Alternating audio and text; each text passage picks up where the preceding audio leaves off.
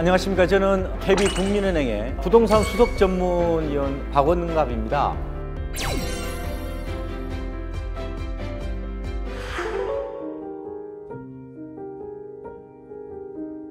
작년 22년은 한마디로 영끌 비트로 집을 뒤늦게 산 사람들의 순환 시대, 이렇게도 표현을 할 수가 있을 것 같아요. 고금리 태풍이 불면서 수도권, 중소형, 신축을 중심으로 값이 떨어진 게 특징입니다.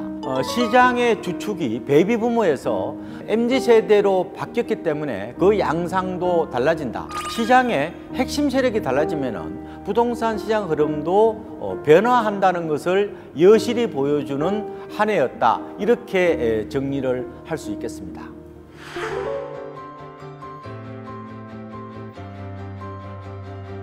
대체적으로 거래 침체 속에 하락세를 예상하고 있죠.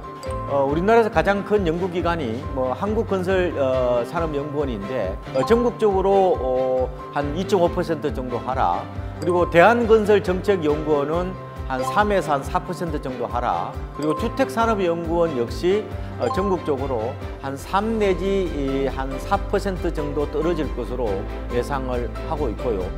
고금리에 경기 침체까지 겹쳐서 힘든 한 해가 될 것이다, 이렇게 보고 있고요. 다만 단기적으로 집값이 워낙 많이 빠졌잖아요. 그래서 금리가 정점을 찍을 상반기까지는 하락폭이 크겠지만 하반기 들어서 낙폭이 다소 줄어드는 양상이 될 것으로 보이고요.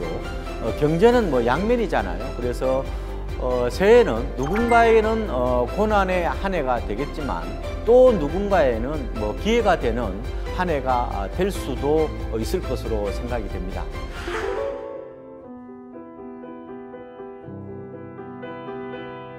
저는 두 가지를 보고 있습니다. 하나는 금리고요. 또 하나는 경기 침체인데, 금리 인상은 어느 정도 예측이 되고 있잖아요. 그래서 박스권에 있다, 이렇게 볼 수 있는데, 경제 성장률은 대체적으로 보면은 1%대 성장을 예상하고 있죠. 그런데 일각에서는 역성장, 마이너스 성장도 예상을 하고 있어서 이게 과연 부동산 시장에 어떤 영향을 미칠지는 좀 더 지켜봐야 되는 또 다른 변수가 될 수 있겠다, 이런 전망을 해보고 있습니다.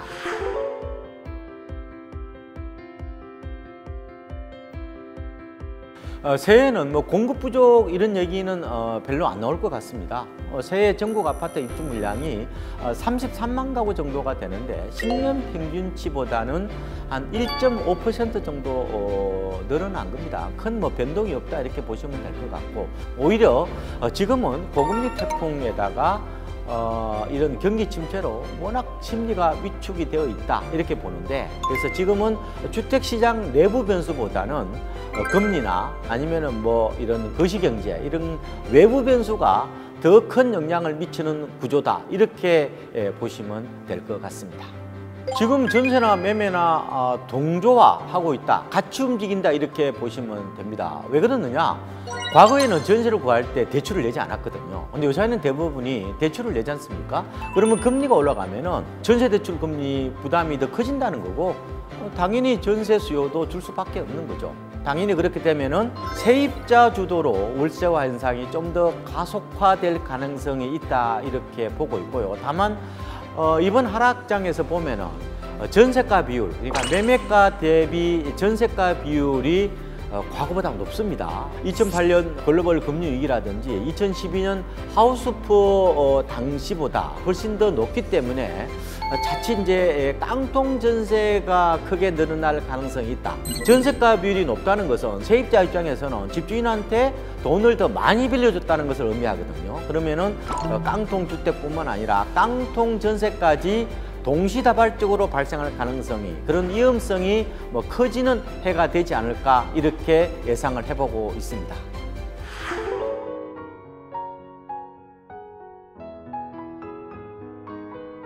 새해에도 아무래도 급매물은 어쨌든 계속해서 나올 텐데, 주로 랜드마크 아파트에서 그리고 신축에서 그리고 중소형에서 나올 가능성이 높다는 점은 반드시 여러분들이 기억을 하시는 게 좋을 것 같고요.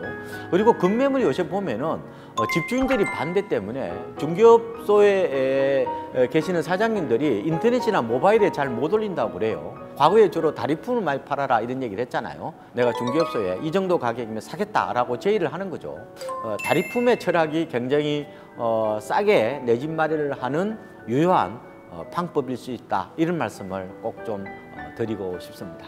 미분양도 결국은 시장 흐름하고 같이 맞물려서 움직이기 때문에 그런데요, 미분양이 늘어날 수밖에 없을 겁니다. 문제는 이제 너무 증가 속도가 빠르다 보니까 다들 이제 걱정을 하고 있는 건데, 이번에 둔촌주공이 단군 이래 가장 큰 재건축 사업장이라고 그러잖아요. 그래서 생각보다 청약이 부진했는데 아무리 입지가 좋더라도 가격이 싸지 않으면 분양을 꺼리는 거죠. 심리적으로 극단적인 어떤 손실 회피가 작용하고 있다, 이렇게 볼 수가 있는 거고, 철저한 옥석 가리기, 차별화 양상이 새해에도 굉장히 심해질 수도 있다, 이렇게도 볼 수가 있습니다.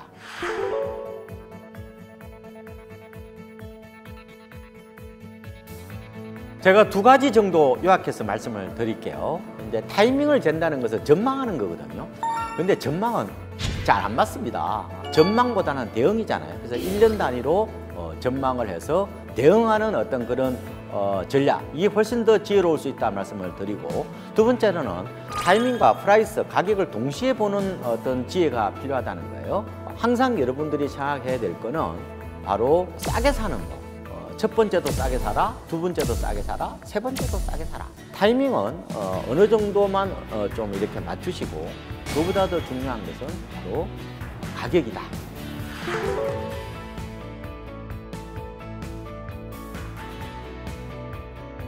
불황일 때 이제 그 갈아타기가 좋은 대안이라고 생각을 하죠. 왜냐, 불황기 때는 이 주거 프리미엄이 줄어드니까요.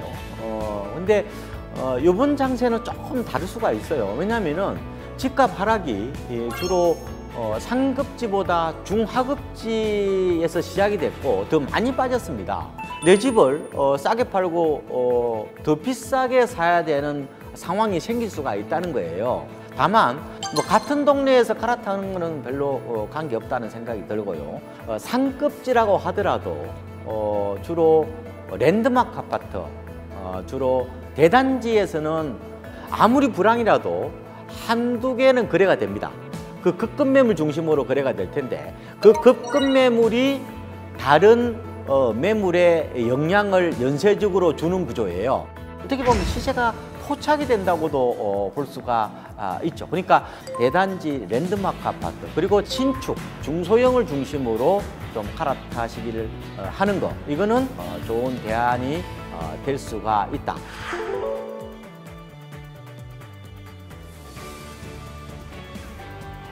저는 한 가지 방식이 아니라 3트랙 세 가지 방법을 드리고 싶어요. 먼저 급급 매물, 제가 다리품을 많이 팔아야 된다고 말씀을 드렸죠.